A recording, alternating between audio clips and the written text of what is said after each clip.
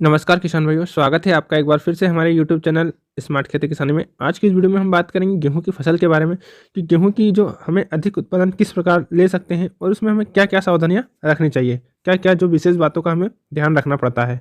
उसी के साथ हम बात करेंगे क्या सभी अच्छे प्रकार के जो प्रोडक्ट आते हैं उन्हें हम डालकर हमारी फसल को अच्छे से पैदावार कर सकते हैं, तो उनके सब के बारे में भी हम इस वीडियो में आज चर्चा करेंगे। लेकिन हर कोई ये बोलता है कि आप ये प्रोडक्ट डालिए, ये वाला डालिए, इससे पैदावार अच्छी होगी, ये वाला डालेंगे तो इससे ये होगा। तो ये सब चीज़ें सही है अपनी जगह, लेकिन मेरा तो यह कहना है कि यदि आप ज़रूरत से ज़्यादा प्रोडक्ट डालेंगे अपनी फसल पे तो इससे हमारी जो फसल है उस पर भी नुकसान पड़ता है, क्योंकि गेहूँ की उपज एक सीमित दायरे तक हो सकती है।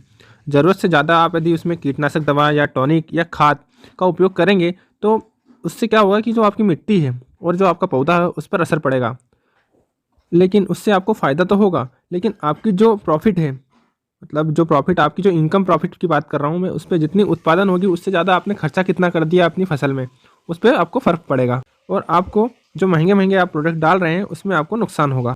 तो आपको मैं इस वीडियो में बताऊंगा किस प्रकार से आपका गेहूं का मैनेजमेंट करके आप गेहूं की जो है वो अच्छी पैदावार ले सकते हैं। समय समय पर आपको क्या चीज़ करना चाहिए उन सब के बारे में हम चर्चा करेंगे। अब ध्यान रखने की बात करें तो जब से आपने गेहूं की बिजाई की थी तब से आपको क्या ध्यान रखना चाहिए, इन सब के बारे में हम बात करेंगे। लेकिन अब तो हो चुका है, लेकिन मैं कोशिश करूंगा कि नेक्स्ट टाइम या अगले साल जब भी मैं आपको वीडियो बनाऊं तो आपको हर एक एक स्टेप का पूरा वीडियो बना के बताऊं और आपको सारी चीज़ें डिटेल में समझाऊं। तो अब तो हो चुका है, लेकिन अब मैं बात करूंगा कि जब हमारी जो गेहूं की फसल होती है उसमें हमें पानी का विशेषकर ध्यान देना होता है।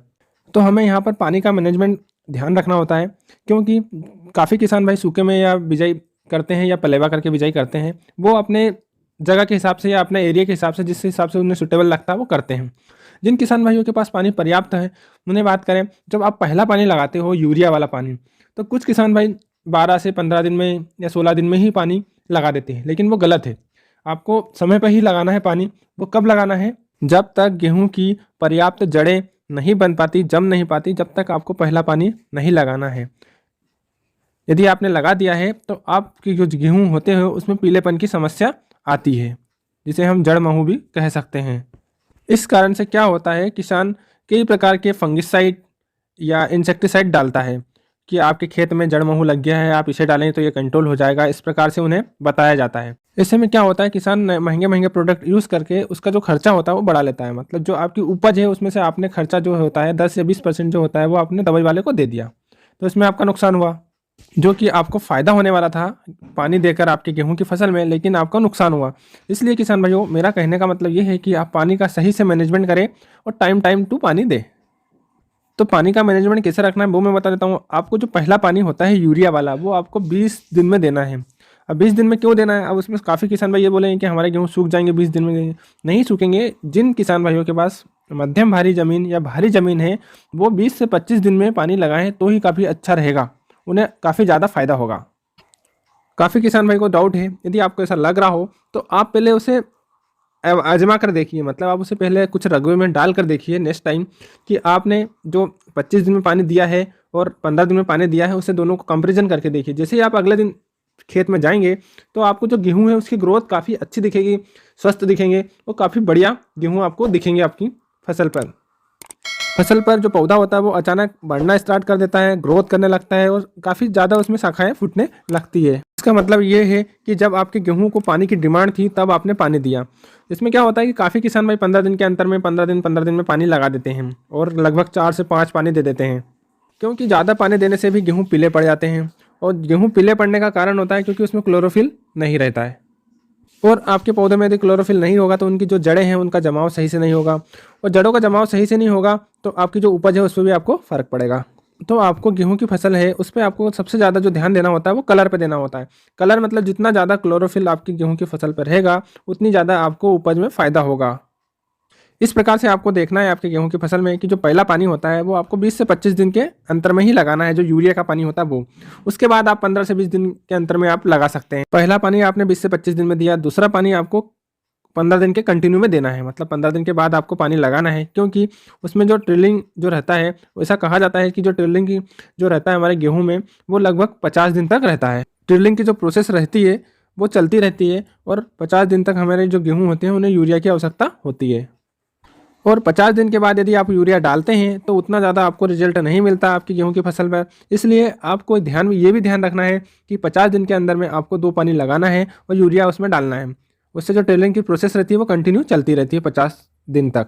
तो किसान भाइयों, पहला पानी आपको 25 दिन में लगाना है और दूसरा पानी जो होता है वो 25 दिन के बाद आपको 15 दिन में लगाना है। इससे क्या होगा कि आपके जो पौधे की जो ग्रोथ है वो काफ़ी अच्छी रहेगी, आपका पौधा जो है स्वस्थ रहेगा और उससे उपज पे भी काफ़ी ज़्यादा आपको फ़ायदा होगा। जब आप दूसरा पानी देने के बाद जब आप तीसरा पानी लगाते हैं तो उसमें हमारा जो पौधा होता है उसमें फ्लैग लीफ आ जाती है। अब फ्लैग लीफ क्या होता है, काफ़ी किसान भाई कन्फ्यूज होते हैं। तो फ्लैग लीफ वो होता है जो कि हमारा जो पौधा होता है उसमें आखिरी पत्तियाँ आ जाती हैं और उसके बाद उसकी बालियाँ निकलना स्टार्ट हो जाती है। जितनी भी वेराइटियाँ हैं गेहूँ की, चाहे वो कठिया वेराइटी हो या कोई सी भी वेराइटी हो, उसमें 40 से 60% जो दाने बनने की प्रोसेस होती है वो फ्लैग लीफ से ही होती है किसान भाइयों। इसका मतलब ये हुआ कि जो 60% जो हिस्सा है वो हमारा फ्लैग लीफ से ही बनता है दाने का। तो आपको उस समय भी विशेष करके ध्यान देना है जब हमारे पौधों पर फ्लैग लीफ बनती है, क्योंकि उस समय भी हमारी उपज पर हमें विशेष करके ध्यान देना होता है। उस समय हमने ध्यान दे दिया है हमारी फसल पर, तो जब फ्लैग लीफ बनती है उस समय हम अच्छी उपज ले सकते हैं। तो सीधी बात कहूँ तो जो आपका तीसरा पानी रहता है वो आपको कब लगाना है, जब आपके पौधे पर फ्लैग लीफ आने वाली हो या फ्लैग लीफ बनने वाली हो, तब आपको तीसरा पानी लगाना है, जिससे कि आपके पौधे का क्लोरोफिल बढ़ेगा और फ्लैग लीफ का साइज भी बढ़ेगा।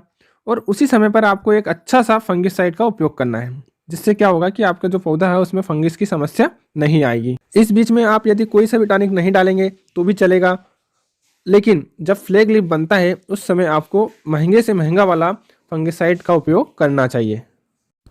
इसलिए किसान भाइयों, आप जितना अच्छा प्रोडक्ट लेंगे उतना ज़्यादा ही आपको फायदा होगा, क्योंकि आप सीधा समझिए जो 40% खाना दे रहा है, अगर आपने उसके अंदर की बीमारियों को खत्म कर दिया तो दाने की जो बीमारियां होती है वो वैसे ही खत्म हो जाएगी। इसलिए आपको जो बाली की स्टेज आती है, जिसे गवोट भी कहा जाता है, या बाली आने से पहले आपको एक अच्छा फंगिसाइड उपयोग करना है।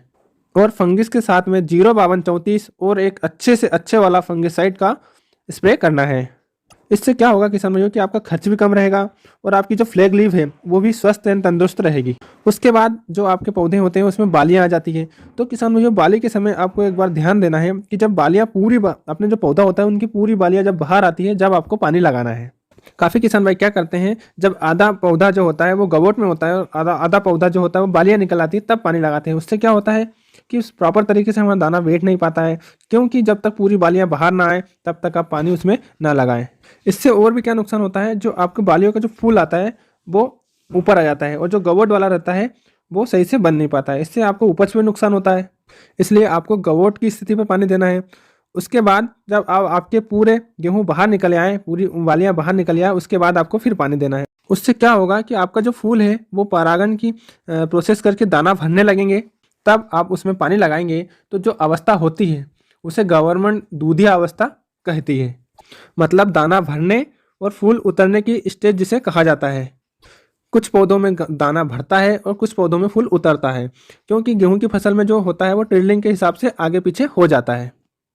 अगर आप इस स्टेज पे पानी देते हैं तो आपका जो गेहूं है वो आखिरी तक पोषण लेता है और पूरी तरीके से दाने को, अपने दाने जो होता है उसे भर लेता है। इससे क्या होता है कि आपकी जो उपज होती है उस पर आपको फायदा होता है। दूसरी बात आपको ये ध्यान रखनी है, यदि आपके पास कठिया वैरायटी जिसे ड्रम वैरायटी भी कहा जाता है, यदि वो वैरायटी है तो उसमें आपको प्रोपेनोजॉल का स्प्रे नहीं करना है। ये विशेष करके आपको ध्यान रखना होगा। अब क्यों नहीं करना है, काफ़ी किसान भाई ये बोलेंगे कि क्यों नहीं करना है। क्योंकि यदि आपको देखना है तो आप अपने छोटे से एक डोरे में डाल के देख लीजिए, उसका जो रिजल्ट आता है उसके बाद आपको खुद को पता चल जाएगा कि क्यों नहीं डालना है। लेकिन मैं बता देता हूँ आपको कि उससे डालने से क्या होता है कि आपका जो फ्लैग लीफ का जो पत्ता बनता है, जो आखिरी पत्ता रहता है, उससे डॉट पड़ जाते हैं येलो के, इसलिए उसे नहीं डालें। उसने सीधा सीधा मेरी जो उपज है उसे काफ़ी नुकसान पहुँचा दिया है। तो जो फ्लैग लीफ है जितनी ज़्यादा सिक्योर रहेगी उतना ज़्यादा आपको रिजल्ट मिलेगा।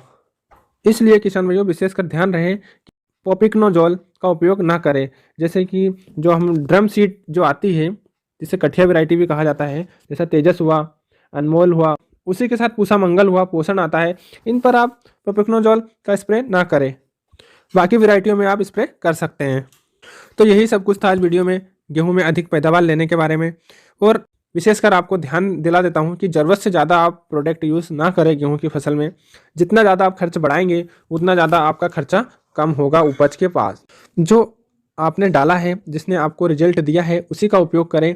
क्योंकि अलग अलग प्रकार से यूट्यूब पर वीडियो बनाया जा रहा है, बताया जा रहा है, हर कोई एक नए वीडियो में नई चीज़ डालने की सलाह दे रहे हैं। जो प्रैक्टिकल है वही डालें, वही करें, ताकि आपकी जो गेहूं की फसल है उस पर आपको नुकसान ना हो और काफ़ी अच्छे रिजल्ट आपको मिले। इसलिए आप अधिक खर्च ना करें। इससे क्या होगा कि आपकी जो पैदावार है उस पर जो खर्च है वो डिवाइड हो जाएगा। इसलिए आप जो प्रैक्टिकल करा है वही डालें। इससे क्या होगा कि आपको रिस्पांस नहीं मिलेगा। तो इन्हीं सब बातों को ध्यान रखते हुए आप अपने खेत में प्रैक्टिकल करके देखें, उसके बाद में आप उसे उपयोग करें। तो यही था आज की इस वीडियो की पूरी जानकारी जो कि मैंने आपको बताई है। यदि आपको ये जानकारी पसंद आई हो तो मेरे वीडियो को लाइक करें और साथ ही साथ मेरे चैनल को सब्सक्राइब करना ना भूलें। धन्यवाद।